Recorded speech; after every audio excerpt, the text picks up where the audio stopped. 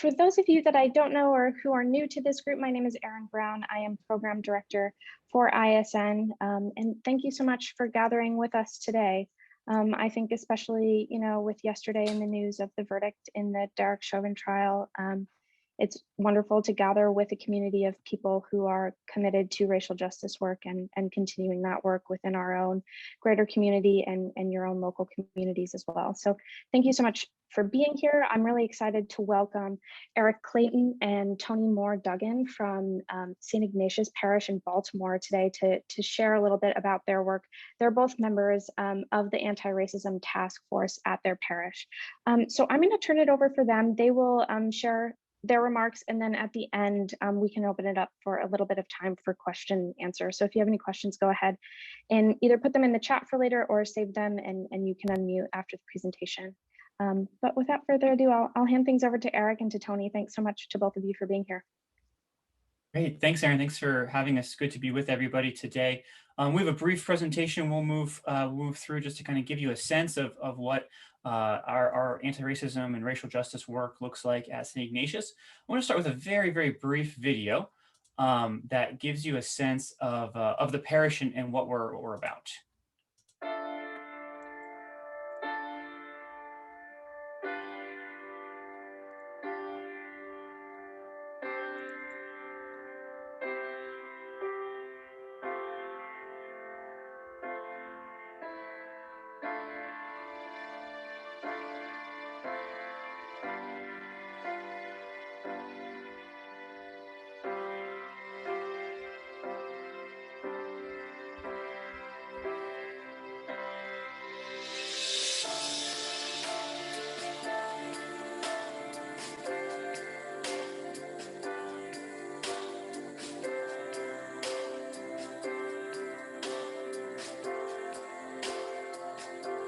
I see the Erin Brown.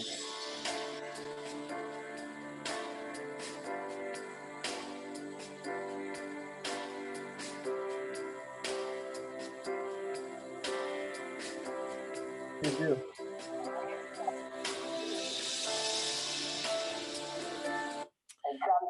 That was a brief video that we submitted to the Jesuit Curia in Rome to be part of a larger campaign that they're doing.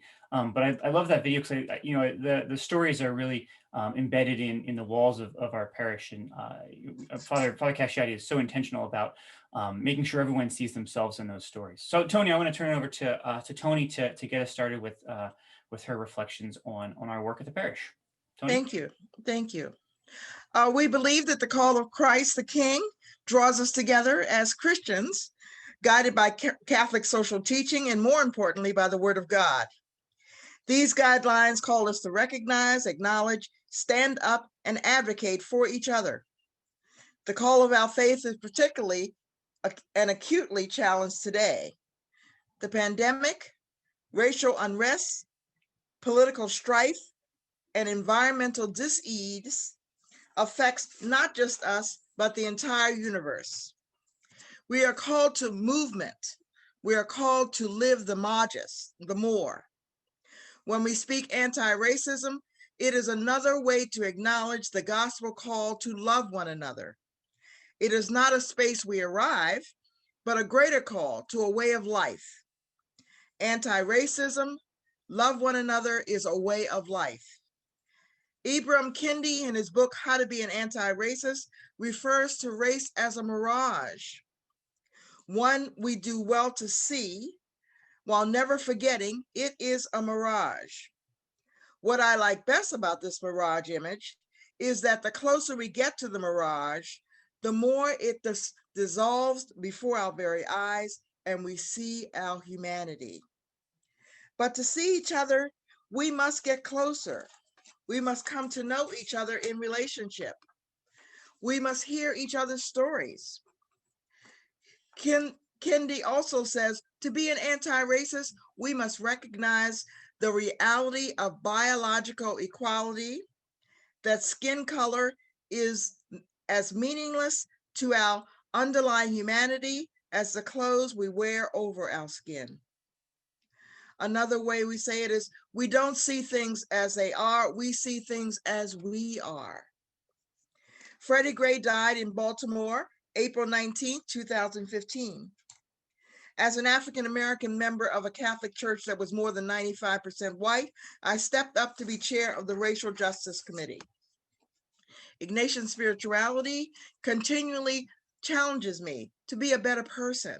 It helps me to recognize that serving God is an active apostolate. It fuels my desire to live the gospel. Father Fred Kramer writes, moral judgment on racism based on equality are consistent. Any theory or form whatsoever of racism and racial discrimination is morally unacceptable. Racism is not merely one sin among many, it is a radical evil dividing the human family. Since the uprising following the death of Freddie Gray, St. Ignatius has been actively engaged in creating opportunities and forums for dialogue for our parish and for the surrounding community. We started with a celebration of a day of racial harmony to recognize all the contributions the parish had made over the years to promote opportunities for equity in education and providing services to our less fortunate. We created multiple forums and events recognizing the roots and the end stages of racism and moving toward anti-racism. In partnership with the Racial Justice Circle, we engaged in anti-racism dialogue in doing things such as viewing videos like Cracking the Code, the System of Racial Inequality, Understanding White Privilege, videos on mass incarceration, reparations, and many others. This helped us to frame radical racial disparities. These events were embedded with small group dialogue and opportunities to engage each other and explore values and experiences. We created safe space to be comfortable while being uncomfortable. We conduct seminars on nonviolence. Our Justice and Peace Committee, headed by Kendra Healy, pumped up our work in advocacy, legislation, immigration, and environmental justice. We know that each of these issues intersect as social determinants of injustice, violence, and racism. When our gallery was open, we continually displayed visual art displaying the role of and contributions of African Americans and other people of color to the church as well as to society. We present programs for Black History Month that are reflected in our liturgy, homilies, and our music selections. Given that Mother Mary Lang and the Oblate Sisters of Providence, as well as slaves and other Blacks, celebrated Mass in the basement of St. Ignatius when it was built, we celebrate Mother Mary Lang. Since the restrictions of the pandemic, our pastor, Father Casciati, has brought Mother Mary Lang from the basement chapel of St. Peter Claver to a seat at the upper church altar. We recently hosted and celebrated a very well-attended virtual prayer and pilgrimage for Mother Mary Lang and the Oblate Sisters of Providence. We offer a weekend of celebration of Dr. King. We celebrate all of his contributions to nonviolence and promoting justice and equality.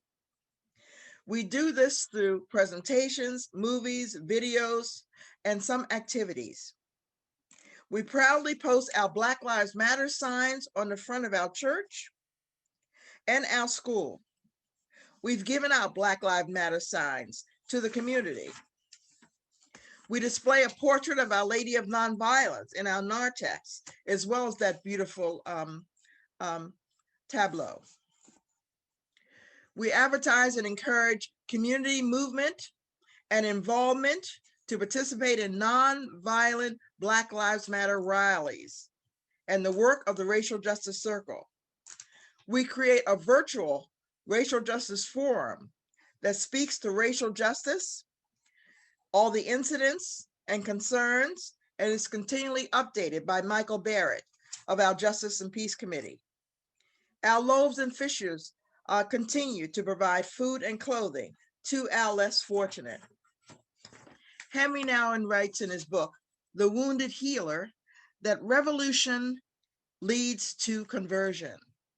Revolution and conversion in the heart leads to conversion in society. Nouwen writes that revolution and conversion are as interrelated as the beams of the cross. In order for real change to happen, we must be willing to explore and identify and acknowledge the forces that got us here.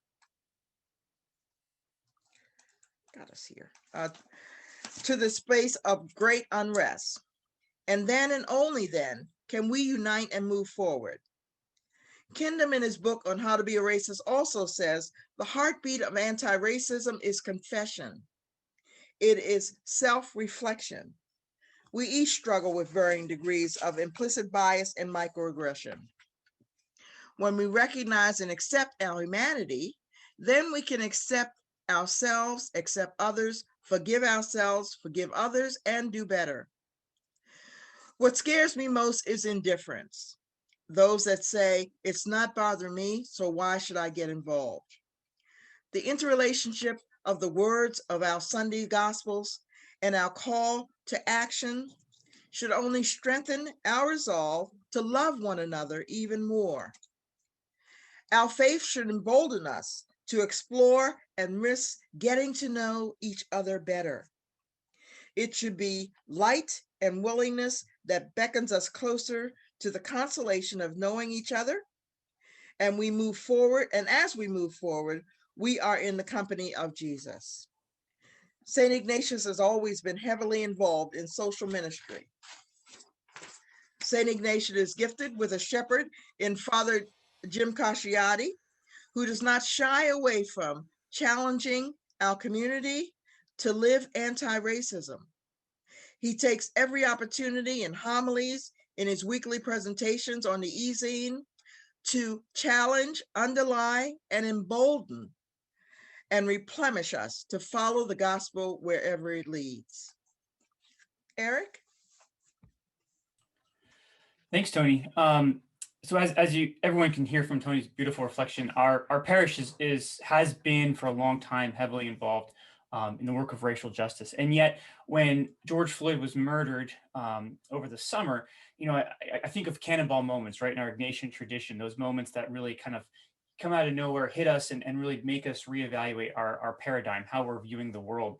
And so even for us in a parish that was already so committed and working, doing so much good work around racial justice, we were again called to reevaluate, to go deeper, to think harder about these issues. What can we be doing? What aren't we doing? What are we missing? And so what that resulted in was our parish coming together over the summer for a Zoom call on anti-racism, for us really to talk and reflect and say, what does this mean to us, to me? What have we learned? What have we been reading, feeling, talking about in the wake of this tragic death and all of the movements that arose in the aftermath? That led to a decision that we needed to really commit to anti-racism in a new and renewed way. And that led to the formation of two task forces that really support so much of the work that Toni has described, the racial justice work that's going on, as well as a lot of the other cross-cutting ministries that we do, as Toni alluded to. So we said we need to raise awareness and we need to take legislative action, right? We need to put the power of our parish behind good policy. So the group that Toni is on, actually on all of our groups, but the one specific group that we've been working on is this awareness raising task force. And we thought, we have a great team that said, what can we do? What does it mean? And I think Toni hit it right the nail on the head there when it was about creating a comfortable space to be uncomfortable in, a safe space where we can have hard conversations. And we've invited a number of our parishioners over the last several months to share reflections in a new newsletter. That invites people to reflect on their own perhaps racist tendencies and their challenge to be anti-racist, and also gives these parishioners an opportunity to share their own journey in this work. And we frame it as such. We're journeying together. This isn't no one's reached the end, and hopefully we're well past the beginning. We've also hosted we had a wonderful gathering of people just again to come together and talk about. We shared something that was in the news. You probably are aware of the new foundation the Jesuits collaborated with descendants of slaves, those folks enslaved by Jesuits. So we talked about that foundation and what that means and what it could mean and where it came from as a leaping off point to think about anti-racism in new ways. And that we had about 35 people come together on a random weekday night and just have a really honest, hard conversation. And then the latest thing we've done as we kind of continue to build out our presence is we have a new web page where some of our team members have worked really hard to say, what are, if we're starting this work, what does it mean? What are the terms people need to know? What are some of the questions they know? What's in the news from a Jesuit perspective, a Catholic perspective, a social justice perspective? What are these different angles that we can take to learn and go deeper on anti-racism? So that's some of the work we're doing, and we're continuing to figure out, what does the parish need? How do we move from this digital space back into hopefully being together in person?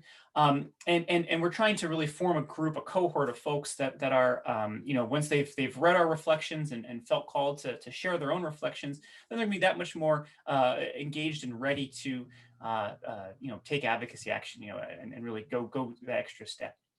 I want to share two resources with you. The second link there, you can kind of type it into your own Google there, but that's our webpage, our brand new, hot off the presses, just this week webpage that shows kind of what we're doing at our parish. The other thing, I work at the Jesuit conference as well, and we put together a digital retreat that uses, if you like that video at the beginning, a lot more of that imagery. This idea of who are the stories, whose stories are we telling, whose stories are in the wall, whose stories aren't kind of in our places of worship.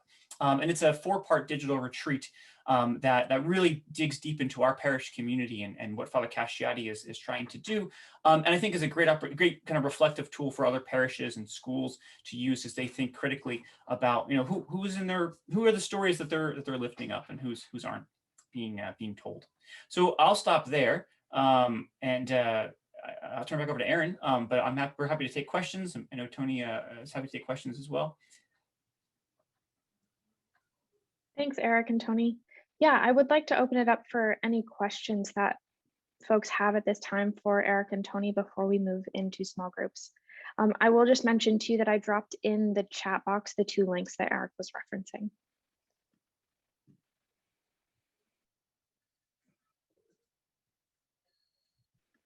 Clarissa, I see your hand raised. Go ahead. Hi, I'm joining from the Archdiocese of Chicago, and one of the questions I had in the parish context, and I'm really curious to see how it's worked in your environment, is you're having these conversations around anti-racism. How does it look when the conversation moves beyond like your anti-racist task force, your committees? Like, how does this infuse maybe religious education and youth ministry? And does it, or how has that worked for you? It's a great question. Toni, do you want to share your reflections? We certainly try to reflect anti-racist activities in our prep, as well as get the young people as involved as we possibly can, like in Dr. King Day and on those levels. But we certainly are looking to enrich that even more, I think. And I've offered a lot of suggestions, so hopefully there'll be opportunities for us to create art projects, maybe have someone write an essay regarding racism or Dr. King or anti-racism. There are just a lot of things we can do that I think probably the parish is open to doing, and we're looking to improve that. So I'll just say that I know we do special outreach invitations to like young adult ministry. That would be the ministry that I have more familiarity with. We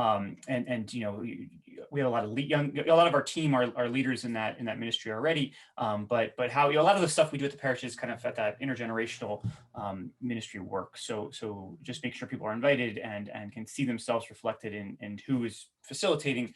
I know Toni does a great job of inviting all sorts of people in the parish to share their reflections at the Martin Luther King Jr. event. So again, whoever comes to these events can see, oh, everybody has a role to play in this work. Mm-hmm. I would like to ask if you've had any kickback from the archdiocese. I know there are a lot of conservative bishops who don't want to see Black people being able to vote because their number one issue is abortion, and therefore they know that a lot of people of color will vote Democrat. And so many bishops are not in favor of racial justice, as a matter of fact. Well, that's a tough one to hear. Well, you know, I think probably here at St. Ignatius, we've kind of been, Father Casciati has been a kind of a go-between between us and the archdiocese. Of course, we do what we need to do in spite of whatever might be coming out of the archdiocese. We move forward. But I think probably I have not personally, for our committee and our work, received any direct kickback from proceeding forward. Now, I think when we started doing our Black Lives Matter signs, there was a little bit of kickback, but you know, we continue to move forward, you know. And I would say that I think our parish is seen as a leader in the space, and so we've been asked to participate in a lot of things at the diocesan level. So we're in the Archdiocese of Baltimore. Archbishop Laurie and Bishop Madden are Bishop Madden has been a real leader in this space.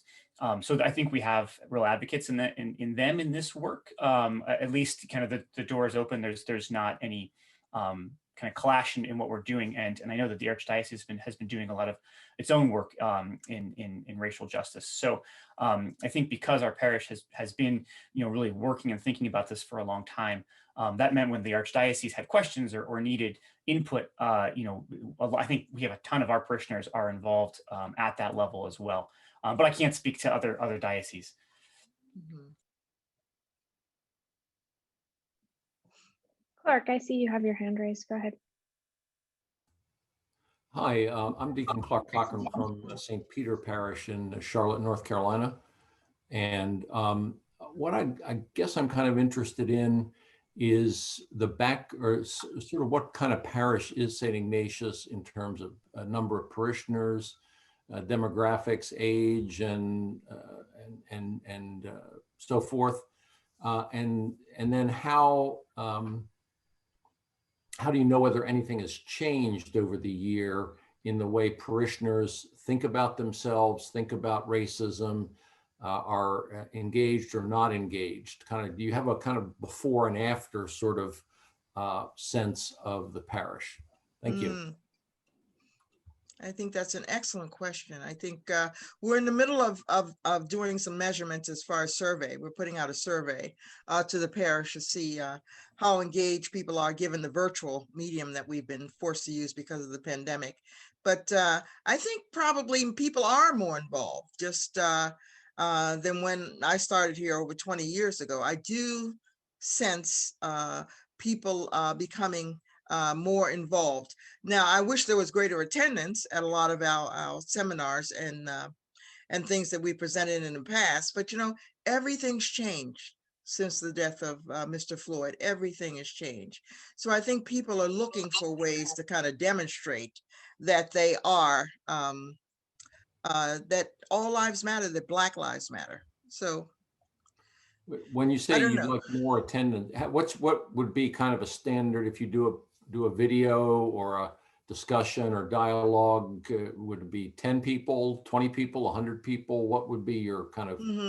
Well, we've had as many, like one of the things when we had our, I think it was for St. Ignatius Day last year, maybe it was a couple of years ago, where we had a bishop speak, and Father actually, at the end of Mass, he actually kept people in the pews, and we showed the video right there, right after Mass. So everyone was engaged. So that was over 250 people were engaged at that time.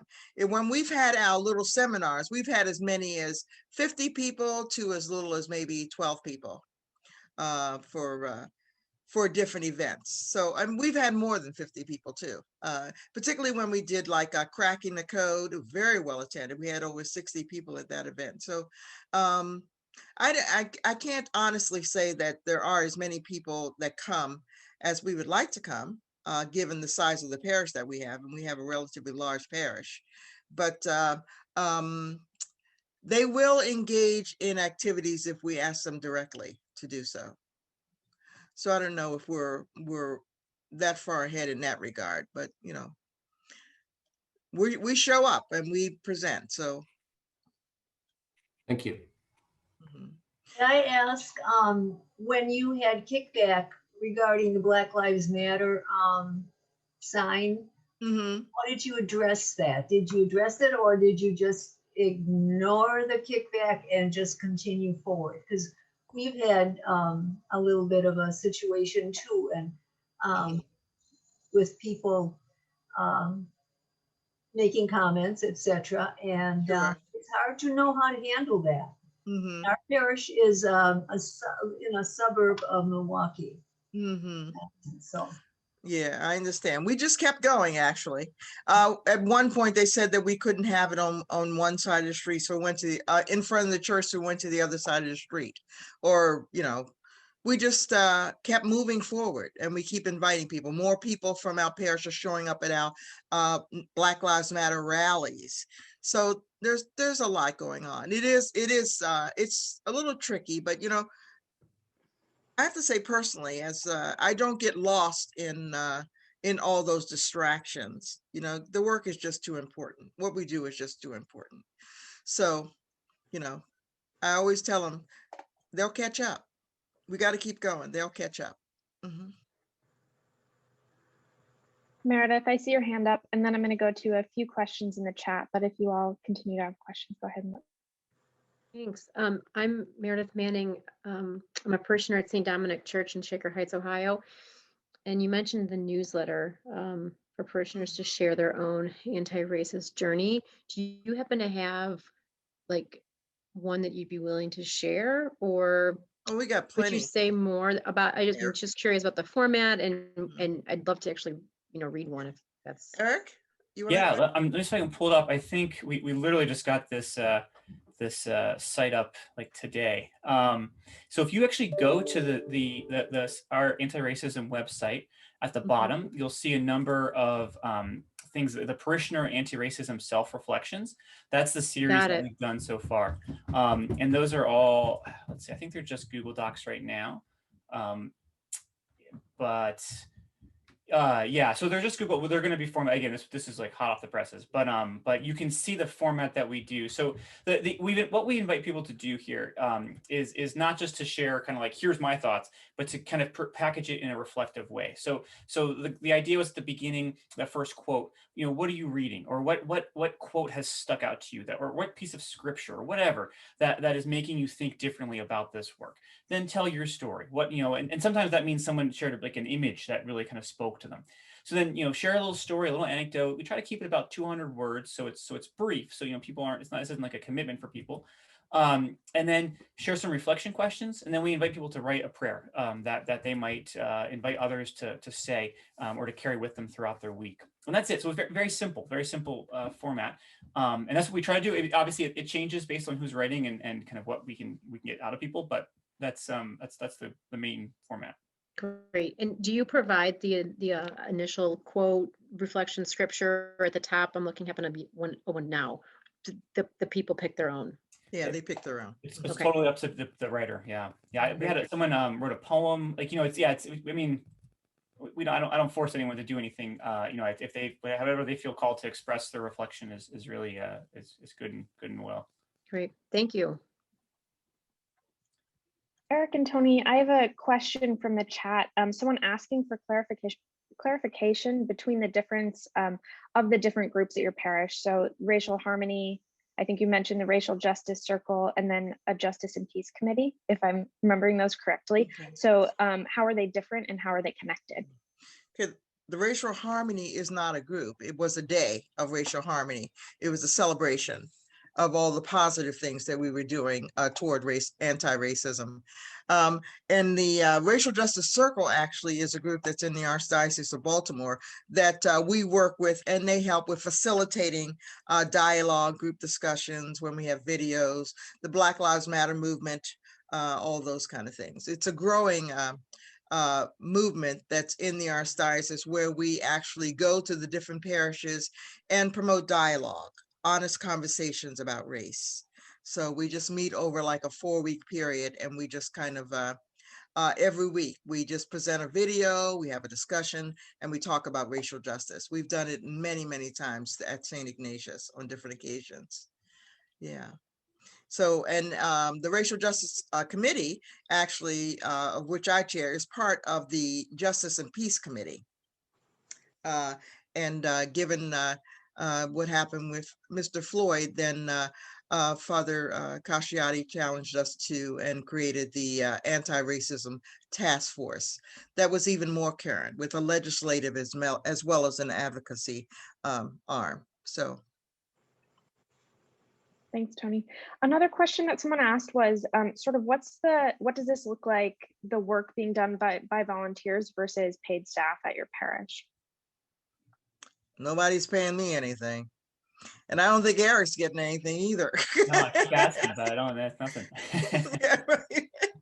No, yeah, it's all volunteer. It's a very small, very dedicated staff, but they're big on delegating. And we do have our Deacon Andrew is, I mean, he's on staff technically, right? But he's on our committee, but it's I think more of his own decision than you know, he's not like the liaison or anything. But Father Jim here,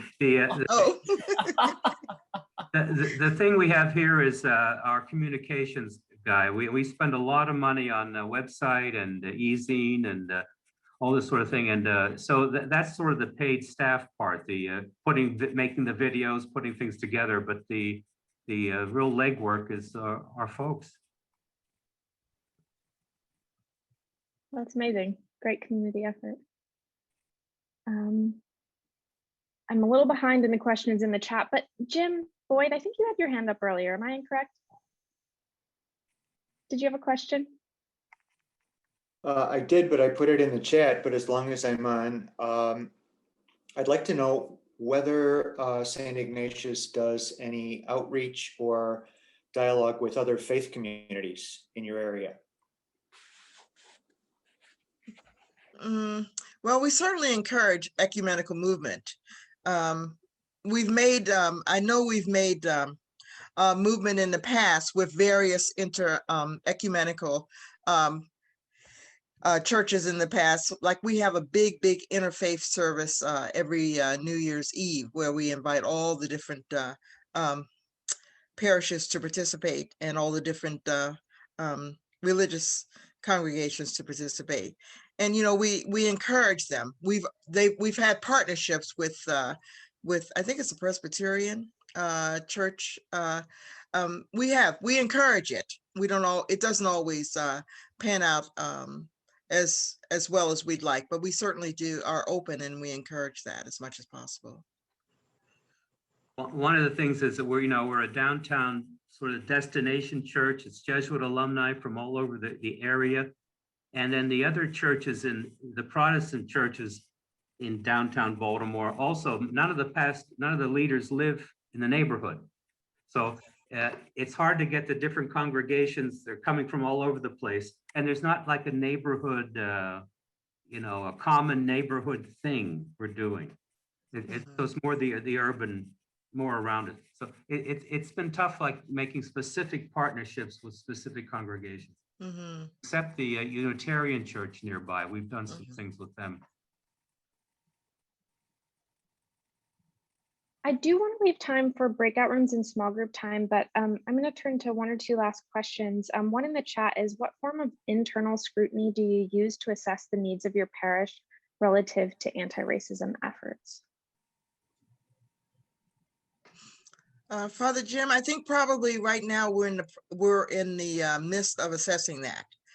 We're doing a survey that we're going to be putting out soon that will kind of find out where people are in our walk towards anti-racism. So, Father Jim, did you want to add something to that? Well, so much of it is, it's the feedback we get from the e-zine, the feedback I get on the chat during our live stream masses. That's sort of a thumbnail of how we get feedback. And we get more and more people joining the mass, joining St. Ignatius through the. But I have to say, in the last 5 years, I don't mean just I personally, but we've scared off a lot of folks that don't agree. we've become more focused for the social ministry of the church. And so folks that were always unhappy with that have gone to other places. And I add too, just and Father Jim, you can say more, but it's baked into the liturgy too, right? Like the prayers of the faithful every week, what we're praying for, like obviously the homily, but so much of this, you wouldn't leave a mass and be mistaken about kind of where the parish stands on these issues. So exactly as Father Jim said, like if you don't agree with that, you may have just slipped out the back door. But it's but I think like again, like all the opportunities that we have in our worship. To express the again where we stand on these things, we take advantage of those moments. So and again, when it's being broadcast around the world, in YouTube, it's people can see it and remember it and know it. And again, I think I would just stress again the images all around the church. You pray it, you see it. So you're not mistaken about what's going on and what the parish is about. That took me a long time. I had to be a priest a long time because you're always afraid you'll still scare somebody off and will they leave the church? And of course, you never want to do that in a cavalier way. But just what Eric said, we focused everything, the art in the church, prayers of petition. So it's just a constant invitation. And some people won't take the invitation. And again, you have to live with that.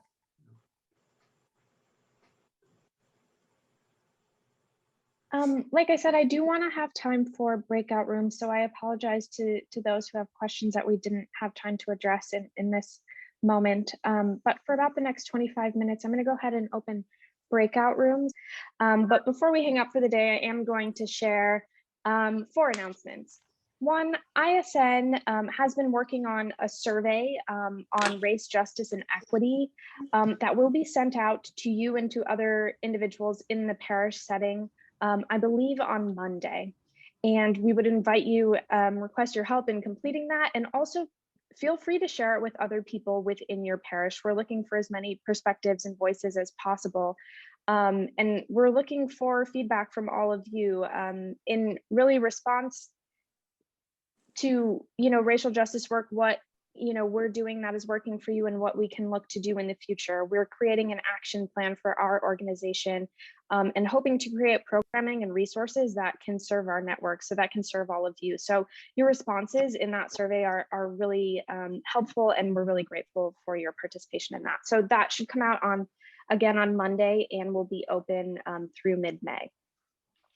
The second thing, and I'll drop a link for this in the chat, beginning on the 23rd of April, so Friday, we'll start our 21-day environmental justice challenge. And, of course, in the name, it's environmental justice focused. I shared the wrong link, but we'll fix it. But it also talks about the intersection of other justice issues, including racial justice. So if you're looking for a way individually or with your parish, perhaps to begin engaging on conversations of intersectionality of racial justice and environmental justice, this could be a really good resource and place to start. The other is a series called The Balm in Gilead, which will take place on Wednesday evenings in May. And it's a conversation about race through the eyes of faith. So that will be led by Danielle Harris, who works with the South Central Province, I believe, of the Jesuits. So she'll be looking at that through a lens of Ignatian spirituality.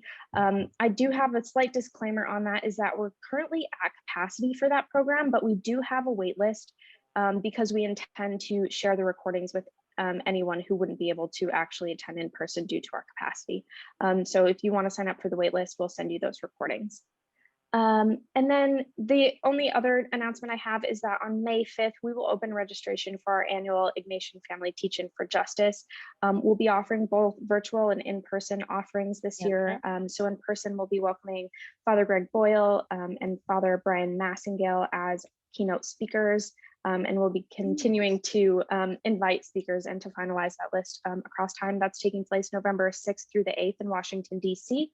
And then on October 16th, we will have a one-day virtual Ignatian Family Teach-In for Justice, and we'll have Sister Norma and then Father Jim Martin as well will speak at that virtual portion. So registration for that opens on May 5th, but we have some information on our website now. If you're interested, you can go check it out. You're always welcome to bring a delegation from your parish. But if you have any questions about that or any of these programs, go ahead and shoot me an email. I can put that in the chat box as well. But thank you all again for being with us today. We have recorded this session and we'll send it out via email in the next few days. Thank you. Thank you.